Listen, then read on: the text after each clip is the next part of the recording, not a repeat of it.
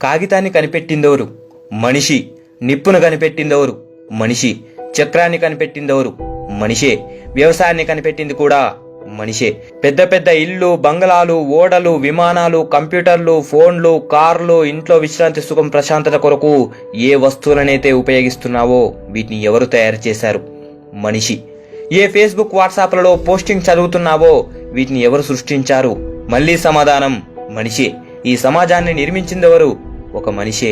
మతాలను, ధర్మాలను సృష్టించిందెవరు? మనిషే. మందిరము, మసీదు, చర్చి సృష్టించిందెవరు? మనిషే. వీటిల్లో దేవుణ్ణి ప్రతిష్ఠించింది కూడా మనిషే. విచిత్రమైన విషయం ఏమిటంటే ప్రతి ఒక్కటి మనిషే సృష్టించాడు. అయినప్పటికీ మనం దేవుడు చమత్కారాలు చేస్తాడని విశ్వసిస్తాం. మనిషే దేవుణ్ణి సృష్టించాడనడానికి సాక్ష్యాలు: 1. మనిషి తప్ప ఏ ప్రాణి భగవంతుణ్ణి కోరికలు కోరదు. 2. మనిషి నివాసం లేని చోట మందిరం గాని, మసీదు గాని, చర్చి గాని లేవు. ఇతర గ్రహాలలో గాని, మంచు ఖండాలలో గాని, వేరువేరు దేశాలలో, ప్రాంతాలలో వేరువేరు దేవతలు. దీని అర్థం మనిషి ఊహలతో తన ఇష్టమైన రీతిలో భగవంతుణ్ణి సృష్టించాడు. ప్రపంచంలో అనేక ధర్మాలు, అనేక సాంప్రదాయాలు, అనేక పద్ధతులు, ఒకరినొకరు విమర్శించుకోవడాలు. బుద్ధుడు, వివేకానందులు కూడా కనపడే మనిషికే సేవ చేయమన్నారు. దేవుడున్నాడు లేడనేవాడు కూడా ఒకే విధమైన జీవితాన్ని అనుభవిస్తున్నాడు. భగవంతుడు ఎవరికి మేలు చేయట్లేదు, అలాని కీడు కూడా చేయట్లేదు. దేవుడు లంచగొండితనం, అన్యాయం, దొంగతనం, బలాత్కారం, అతంకావాదం, అరాచకత్వాన్ని నిరోధించడం లేదు. అమాయకమైన చిన్న పిల్లలను కాల్చుతున్నా కూడా వారిని ఆపడం లేదు.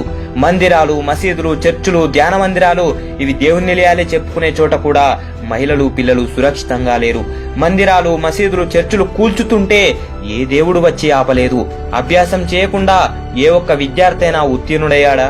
కనుక ఆనందమే దైవం. ఆనందం ఎప్పుడు కలుగుతుందంటే కనపడని దేవుని పేరుతో కోటాను కోట్ల వ్యాపారం చేయడం కన్నా కనపడే మనిషికి సేవ చేయడంలో, వారి కళ్ళల్లో కనపడే కృతజ్ఞతాపూర్వకమైన చూపును అనుభవించే వారికి తెలుస్తుంది. ప్రపంచంలో తీయదనమంతా ఇందులోనే ఉంటుంది. మహామహులను పూజించడం కంటే వారు చూపిన మార్గంలో వెళ్లడమే సరియైన విధానమని ఆలోచించండి.